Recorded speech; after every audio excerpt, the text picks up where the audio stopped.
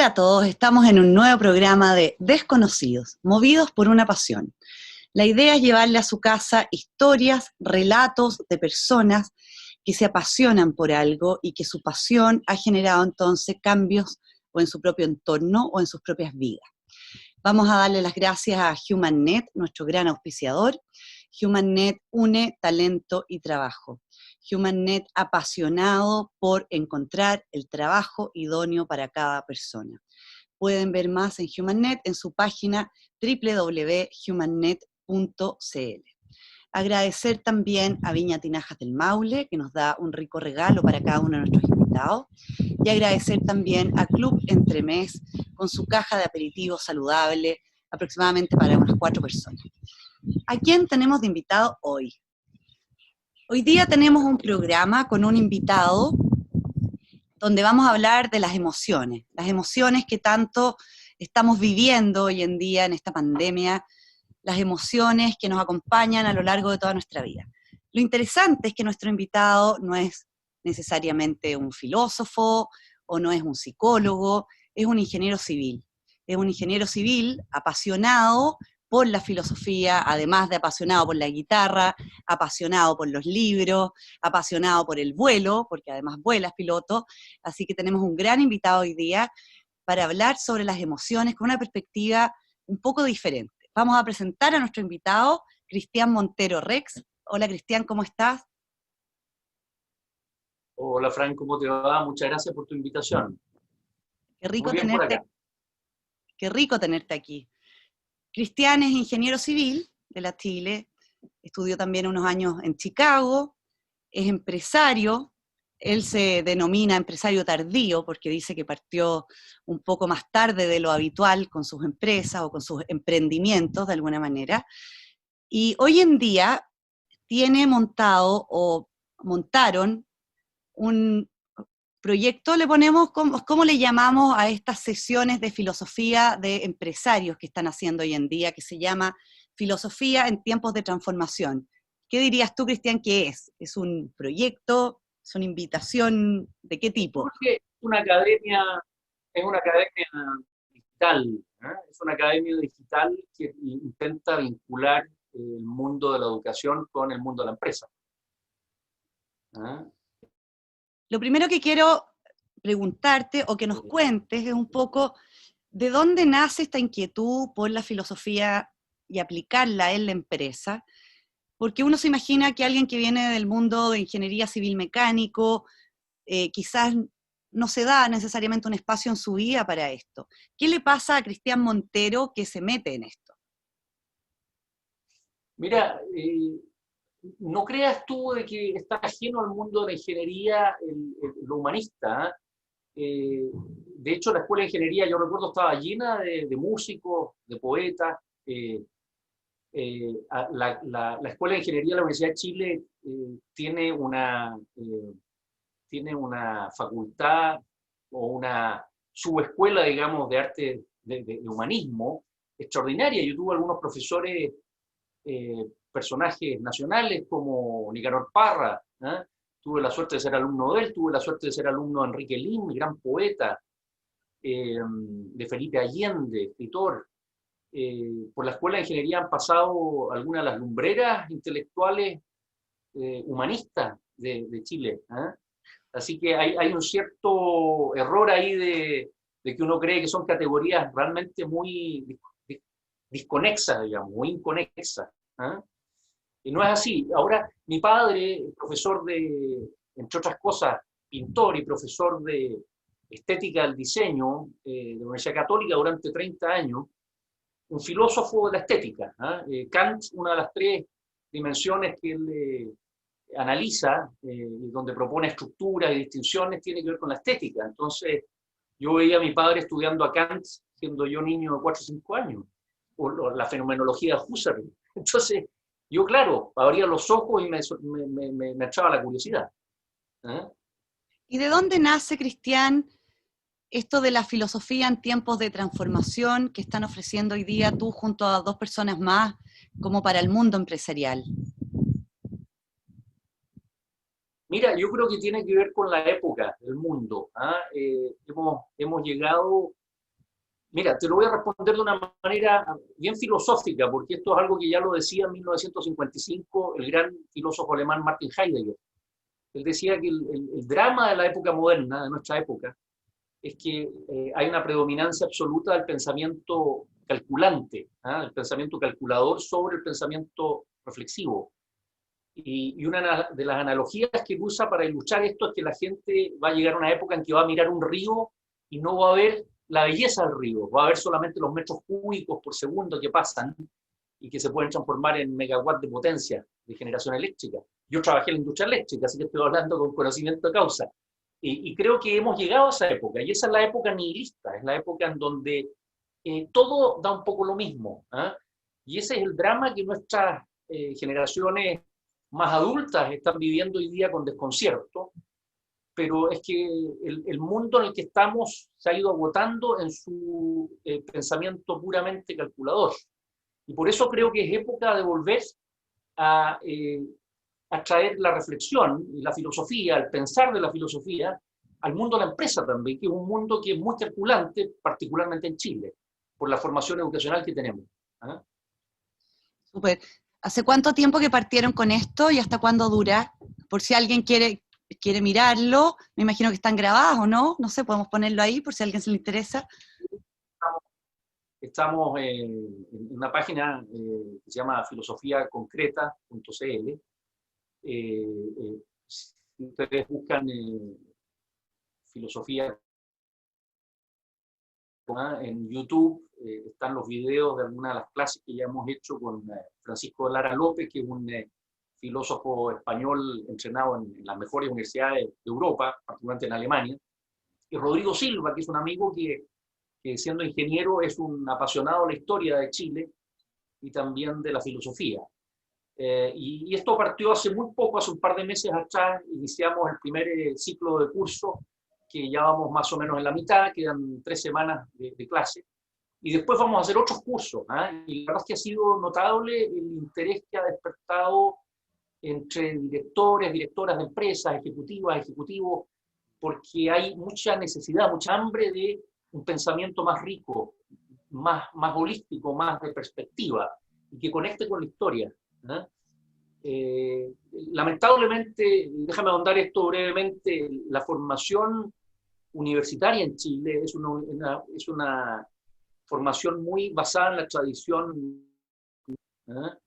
El modelo francés es el que se instaló a principios del siglo XX en Chile, en la universidad, y en esa mirada está todo muy vinculado a fórmulas, a lo que los gringos llaman también los tips, ¿no es cierto? Oye, dame 3 tips de cómo debo hacer esto. Entonces todo se transforma en pequeñas formulitas, en pequeñas recetillas, digamos, que empobrecen enormemente la capacidad de la gente de plantearse frente a las situaciones con una mirada propia. Sí. Cristian, yendo un poco al tema que yo quiero conversar contigo hoy día, que tiene que ver con las emociones, quiero que le cuentes un poco a los televidentes que están viendo este programa cuáles son las emociones básicas que tenemos nosotros como mamíferos y después las vamos conversando qué es lo que nos está ocurriendo hoy día según estas emociones. Mira, ese es un terreno apasionante que a mí, por alguna razón, desde niño me importó siempre, desde niño. Y en algún momento, en mi labor de consultor, en mi parte empresarial de consultor, yo llevo dedicado 30 años ya a la consultoría, siempre tuve la sensación de que las intervenciones y los proyectos que tenían mayor impacto y mayor adhesión de la gente tocan la dimensión emocional.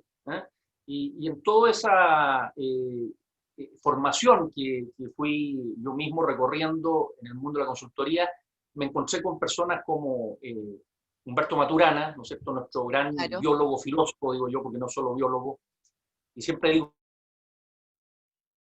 pero es un hombre extraordinario. Se cortó un poquito, se cortó un poco. ¿Me puedes repetir la idea? Humberto Sí, Maturana, hasta ahí llegamos. Humberto Maturana, un biólogo y filósofo, yo digo que no solo biólogo, es filósofo también, y que es una persona que siempre, que tengo ocasión de decirlo, pienso que deberían darle un premio Nobel, porque su pensamiento, junto también al de Francisco Varela, es tremendamente innovador, valioso. Estados Unidos con Fernando Flores. Fernando Flores es ingeniero y filósofo. Yo diría que si uno le preguntara a él qué es lo que él es, él te diría que él es un filósofo empresario. Y la verdad es que a través de él conocí mucho a Heidegger y la conversación de los estados de ánimo. Entonces quise profundizar y entender mejor de qué trataba esto de las emociones. Hasta que encontré el año 2013, más o menos, a un autor notable que me influyó mucho, que lamentablemente falleció en 2017, que es Jack Pansep. ¿Ya? Un biólogo veterinario especialista en neurobiología animal, y que durante muchos años en la universidad en Estados Unidos, en el estado de Washington, en la ciudad de Seattle, en la Universidad y las emociones mamíferas. Y ese yo diría que ha sido para mí un momento, hay un antes y un después de escuchar y de conocer. Tuve la fortuna de hablar por teléfono con él y de intercambiar correos antes de que muriera con Jack Pansep, un autor maravillosamente esclarecedor. Ya te voy a contar, digamos, acerca de la estructura de las emociones. Partamos de Pansep repente... básicamente dice que todos los mamíferos... ¿Que todos los mamíferos qué? Perdona, que te interrumpí. Pansep dice que todos los mamíferos, y nosotros somos mamíferos, tenemos exactamente el mismo repertorio emocional. Entonces, antes de pensarnos humanos, antes de pensarnos lingüistas, antes de pensarnos filósofos o ingenieros o lo que sea, debiéramos pensarnos mamíferos. Debiéramos visualizar que al pertenecer a esa gran rama de la vida llamada los organismos mamíferos, compartimos con todos ellos una forma de estar parados como seres vivos desde las emociones, y que tenemos un repertorio de 7 emociones, de 7 sistemas emocionales, que te los voy a describir en breve, así, pero cuando uno empieza a ver eso, empieza a entender por qué uno adora tanto a sus perros, a sus gatos, por qué los niños se conectan tanto con los animales, porque son hermanos mamíferos, igual que nosotros, y por lo tanto nosotros emocionamos igual que ellos, porque ellos en general son anteriores a nosotros. Los perros, los gatos, estaban en versiones previas antes que nosotros. Hay que entender, Frank, que los mamíferos tienen 200 millones de años sobre la superficie de la Tierra. Los homínidos, ¿no es cierto? Homínidos como el Homo afarensis, por ejemplo, 3 millones de años. Los Homo sapiens sapiens, como nosotros, tienen apenas 150.000 años sobre la superficie del planeta. Entonces somos unos llegados de última hora.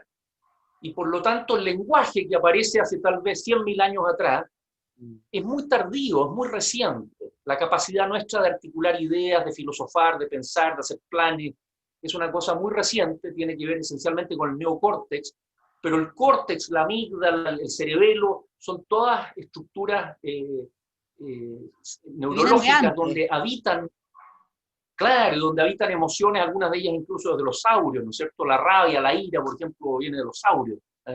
Mira, tú eres doctora, así que todas estas cosas sabes más que yo en términos bioquímicos. Un poco más, quizás, no mucho quieras, más. Como ginecóloga se me olvidó, parece, de la cintura para arriba. A mí me extraña mucho, fíjate, Fran, de que en la educación no nos enseñan sobre la estructura de las emociones. Porque, como dice Maturana, siempre estamos emocionando, siempre. Podemos no darnos cuenta, siempre estamos instalados desde un repertorio emocional. Y lo que quiera que digamos y pensemos, porque al final pensar es hablar consigo mismo y después hablar con los demás, lo que quiera que digamos ocurre encima de la emoción. Sí, de todas maneras. O sea, primero viene la emoción, después viene el lenguaje encima que... La acción política se ha vuelto muy emocional. Es un error. Es verdad. ¿Y cuáles serían las 7 emociones básicas, entonces? Que tú me dijiste en algún momento, hay 7 emociones básicas. Claro. Déjame ver si me acuerdo, porque siempre que las tengo que decir así de memoria se me olvida alguna. Pero mira, yo te ayudo. La primera tiene que ver con un aspecto que normalmente no lo vemos como emoción, y si tú lo piensas bien, es una emoción. Lo que él llama seekiness, seek, de buscar, de búsqueda, tiene que ver con la alerta. La traducción que yo doy es alerta, no sé si es la más idónea, Pero si tú piensas en el animal que está en la pradera hace 10 millones de años, o hace 1 millón de años, o ahora, hoy día mismo, está en un estado de alerta.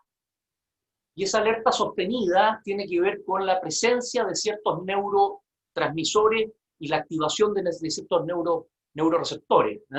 La antítesis de la alerta sería, ¿no es cierto?, el letargo. Yo estoy en un estado de letargo y en ese caso soy inmediatamente objeto, digamos, de ser comido por algún otro animal, ¿no es cierto? Claro. Tampoco tengo la capacidad de salir persiguiendo un animal para cazarlo. Por lo tanto, el letargo es una emoción, es la ausencia de la emoción de la alerta. Primera cosa.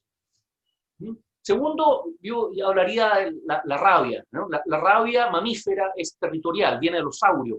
No te metas aquí, esto es mío, esta es mi pareja, estos son mis crías, esta es mi comida, este es mi territorio. Y la rabia sigue presente en nosotros, ¿no es cierto?, y causa las guerras y otras cosas, pero también la rabia tiene virtud, porque la rabia, al ser territorial, combinada con otra emoción, que es la que voy a mencionar a continuación, que es el cuidado, el caring, el cuidado, permite que nosotros conservemos lo que nos importa en la vida. Porque si no tuviéramos rabia, no tendríamos la fuerza para defender aquello que queremos cuidar. Y el caring, o el cuidado como emoción, tiene que ver con el apapachamiento, y esto lo explica muy bien Maturana, con Gerda Werdenzoller, en un libro que escriben hace mucho tiempo, es la relación entre la hembra y la cría. La relación entre la hembra y la cría genera esta emoción del cuidar. Sí, del cuidar y del sentirse cuidado. Sí. Claro, yo cuido a otros, pero también cuido mis cosas. Y si alguien viene y me rompe mis anteojos, me produce rabia, ¿te fijas? Y yo digo, no te metas con mis anteojos. Pero el cuidado es una emoción. Antes que una idea, es una emoción. El amor es una forma moderna y más erótica, si tú quieres, de hablar de el cuidado en la dimensión de parejas humanas. ¿No es cierto? Alerta, rabia, cuidado, pena, tristeza, ¿no es cierto? La pena. La alegría es la emoción del juego de las crías. Viene de la relación entre las crías como emoción, la historia mamífera. Y Pansep hace un experimento muy bonito que siempre lo cuento. Graba los ratoncitos pequeños del laboratorio, que son crías, jugando y persiguiéndose y chillando. Y cuando baja la velocidad de reproducción de los chillidos, lo que encuentra son carcajadas muy parecidas a las humanas. Entonces, esto de las carcajadas y la risa tiene que ver con algo que viene del periodo de ser crías mamíferas, todos.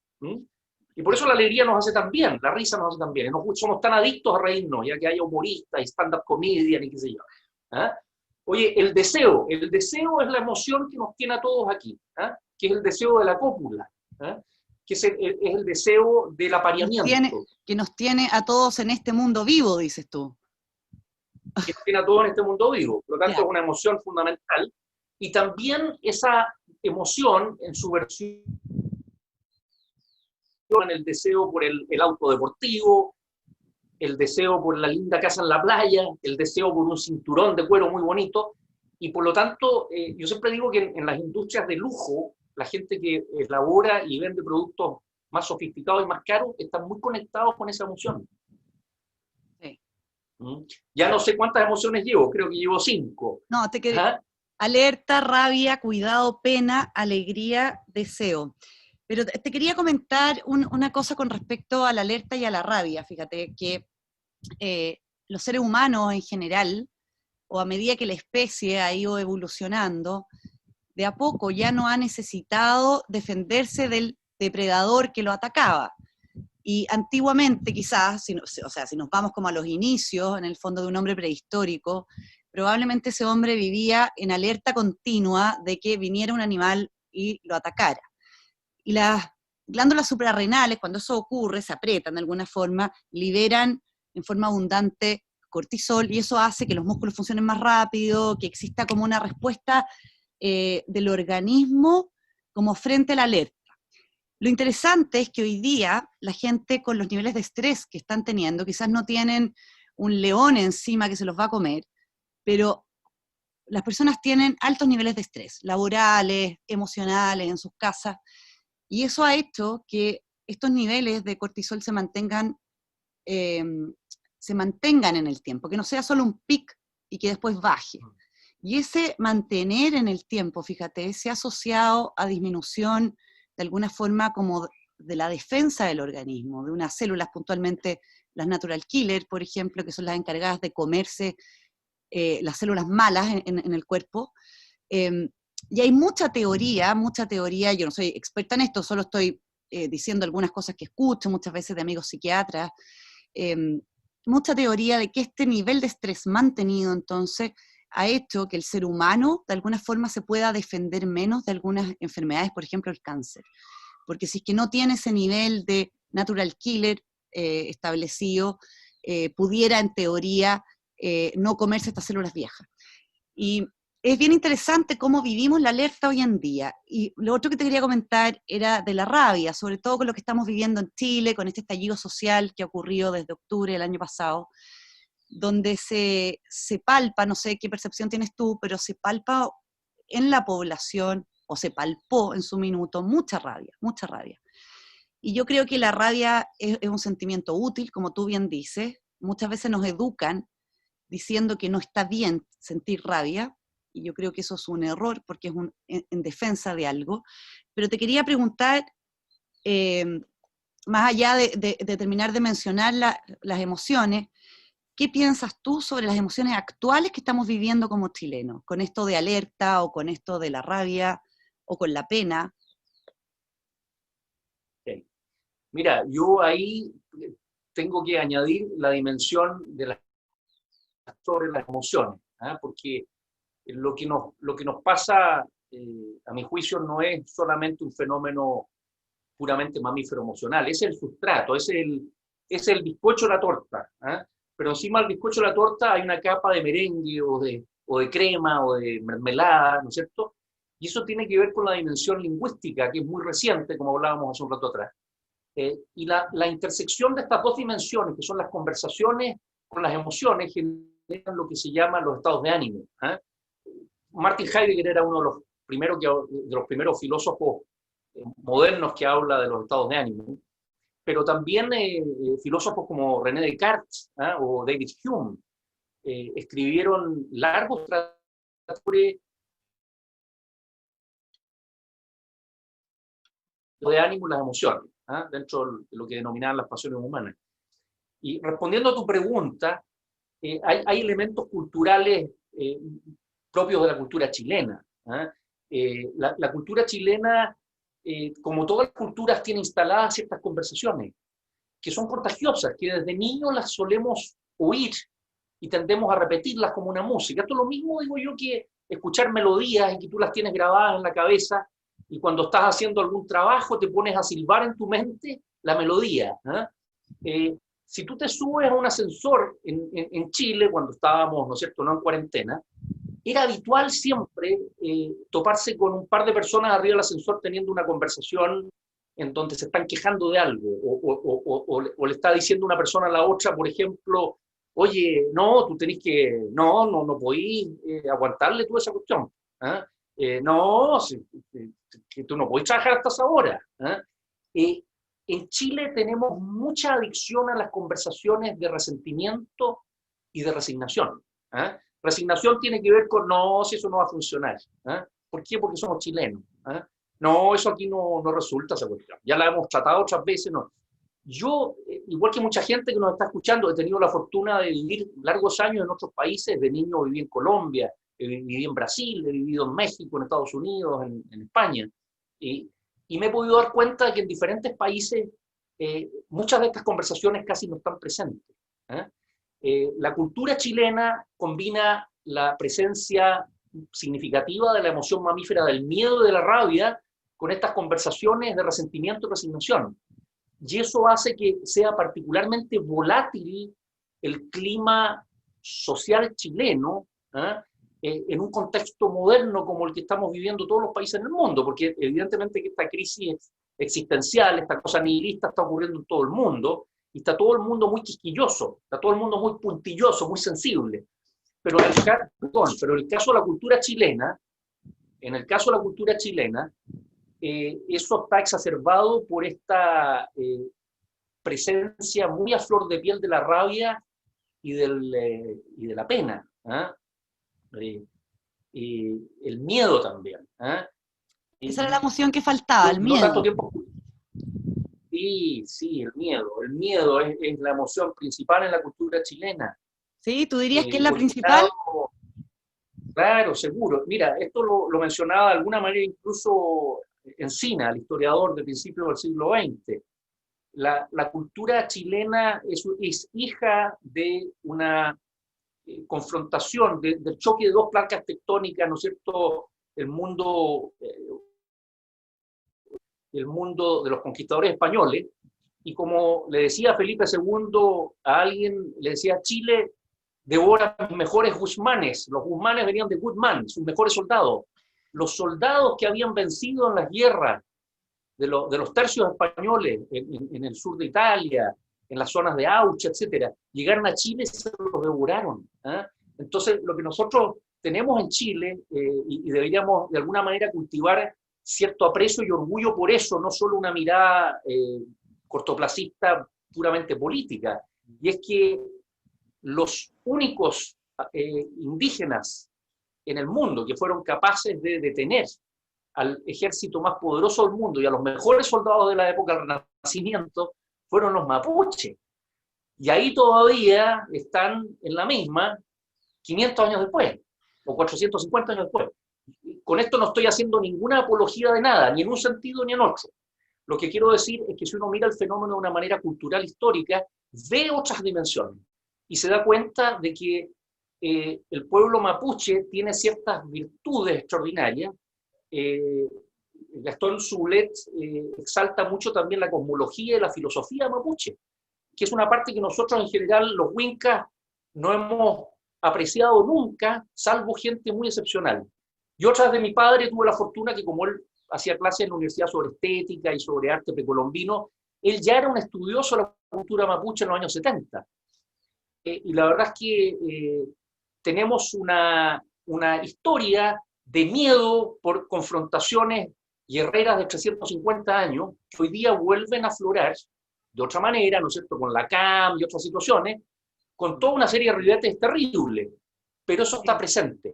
El miedo y la rabia en nuestra cultura, choque de placas tectónicas, los terremotos, los maremotos, todo eso configura un repertorio emocional que configura a su vez nuestra cultura. Qué interesante lo que estás mencionando, Cristian, porque muchas veces, o pocas veces, mejor dicho, uno piensa en de dónde venimos realmente nosotros culturalmente. Y es tan cierto, porque venimos de este choque cultural entre los españoles, al igual que toda América, en el fondo, que fue conquistado, pero con esta salvedad que no es menor de que no pudieran cruzar el Biobío hacia abajo los conquistadores, no es menor una figura como Lautaro, por ejemplo, y que la valoramos poco, y es parte de nuestra cultura y es parte de nuestra esencia. Y tienes toda la razón que quizás si realzáramos eso y validáramos realmente esas virtudes que tiene ese pueblo, quizás podríamos encajar de alguna manera mucho mejor lo que estamos viviendo hoy día. Porque por supuesto que a todos nos gusta que nos validen y que nos validen nuestro origen. Y creo que eso falta un poco, fíjate, en Chile. Y te encuentro tanta razón cuando dices que venimos del miedo y de la rabia, porque sumado a esto, esta cultura que toda América la vivió de alguna manera con estos conquistadores españoles que llegaron, está el tema de los terremotos, está el tema de los tsunamis, o sea, hay un tema geográfico que nos ha tenido siempre viviendo de alguna manera en alerta.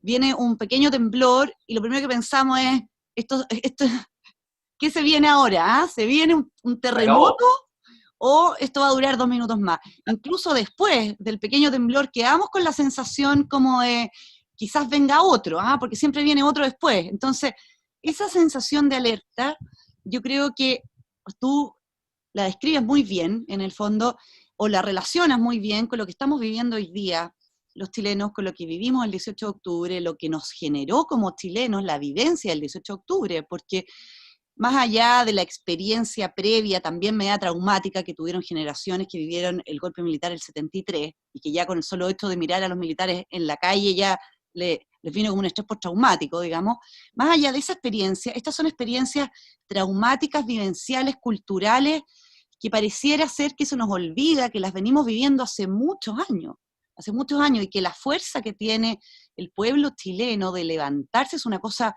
realmente que a mí me parece, sin saber mucho de otras culturas, muy valioso, muy valioso. Te quería preguntar, porque quizás tú conoces más de esto, en otros lugares, cuando tú dices, en Chile fuimos los únicos que le ganamos a estos ejércitos que eran los buenos ejércitos probados, en otras culturas, por ejemplo, ingleses, que también han defendido y han conquistado, o franceses, eh, ¿por qué no se da este choque de miedo? Porque ellos también han vivido cosas, los alemanes, en el fondo, Segunda Guerra Mundial, o sea, todo el mundo podría decir, venimos de culturas a todo nivel en el mundo, con distintas experiencias también de miedo y de rabia. ¿Qué tiene de especial, crees tú, Claro. lo chileno? Está bien. Mira, lo primero, Fran, es que durante aproximadamente 300, 350 años ha estado esta fricción en donde mucha gente viviendo en zonas fronterizas sureñas estaba expuesta permanentemente a la posibilidad de un ataque. ¿Eh? Esto es como irse a dormir todos los días con el temor de que tal vez a mitad de la noche alguien te va a degollar. ¿Eh? Entonces, eso está muy instalado en nuestra psique, está muy instalado en nuestra psique. ¿Eh? Y como son fenómenos colectivos, se exacerban entre todos nosotros. La alegría es contagiosa, la rabia es contagiosa, la pena es contagiosa, el miedo es contagioso. Entonces, si en general estamos todos predispuestos a ciertas emociones y a ciertas conversaciones, por lo tanto, a ciertos estados de ánimo, es fácil que la cosa se transforme en una bola de nieve. Los alemanes evidentemente tuvieron su etapa, ¿no es cierto?, de una cosa un poco psicótica, ¿no es cierto?, el primer tercio del siglo XX, más que el primer tercio, la mitad del siglo XX, digamos, ¿no es cierto?, porque la conversación xenofóbica, ¿no es cierto?, contra los judíos, entre los alemanes, prendió muy fuerte. Y alguien como Hitler sacó partido de eso y exacerbó ese sentimiento de hostilidad y de resentimiento, lo cual demuestra que hay otros pueblos que también caen presa de estas cosas. Lo que yo creo que los ayuda respecto de nosotros, y por eso este interés por la filosofía, es que son pueblos que llevan reflexionando de manera muy sensata, digamos, por muchos siglos. En cambio, nosotros en Chile, siendo una cultura joven, tenemos poco hábito de reflexión. Yo creo que nuestros padres y nuestros abuelos tenían más de eso. Y en esta era actual tecnológica, en donde la gente está toda encerrada en sus propios dispositivos, hay poco hábito de conversación, hay poco hábito de diálogo. Lo que gente, fíjate, lo que gente en la transición consiguió conciliar desde diferentes visiones políticas para que el país saliera adelante airosamente, sin echar todo por la borda lo anterior, incluso construyendo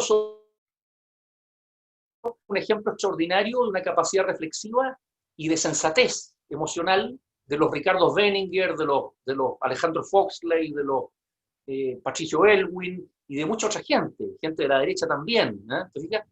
Pero hoy día carecemos de esos liderazgos y de esas miradas más serenas, más sensatas. O sea, la capacidad yo creo que la tenemos, porque está demostrado por estos mismos ejemplos que tú estás dando.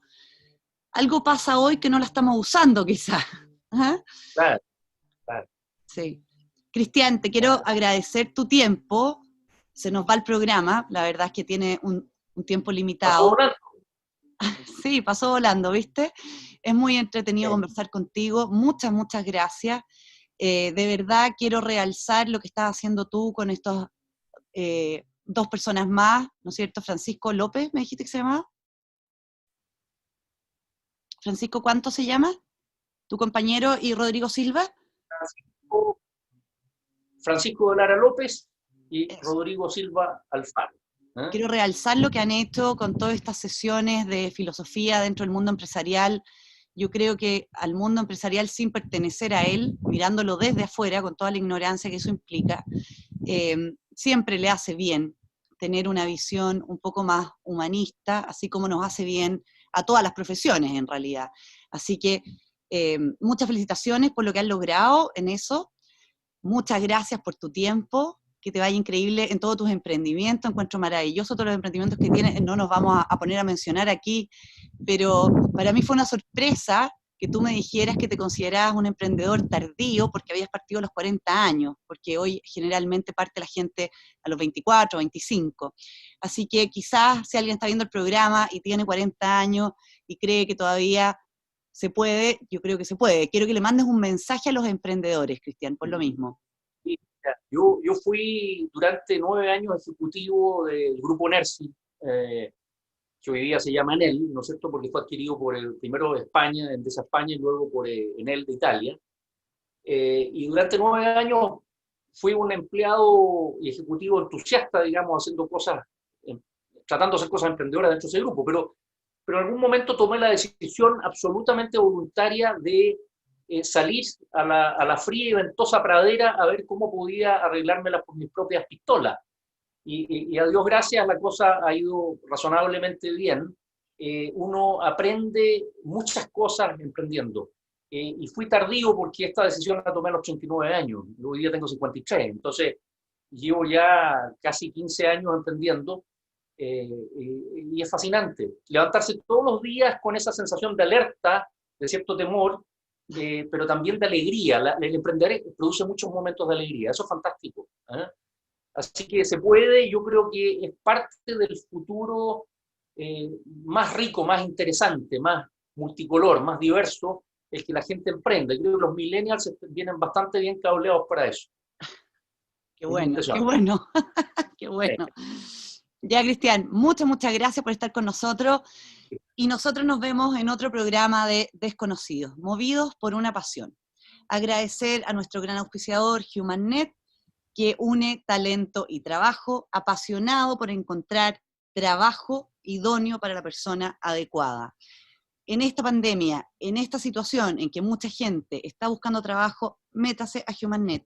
En su página www.humannet.cl está haciendo una gran labor en términos laborales hoy.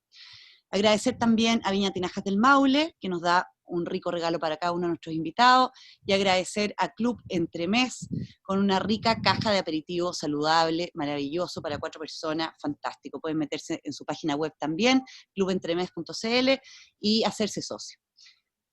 Chao, chao, nos vemos la próxima semana. Chao, Cristian, muchas gracias. Fran, gracias.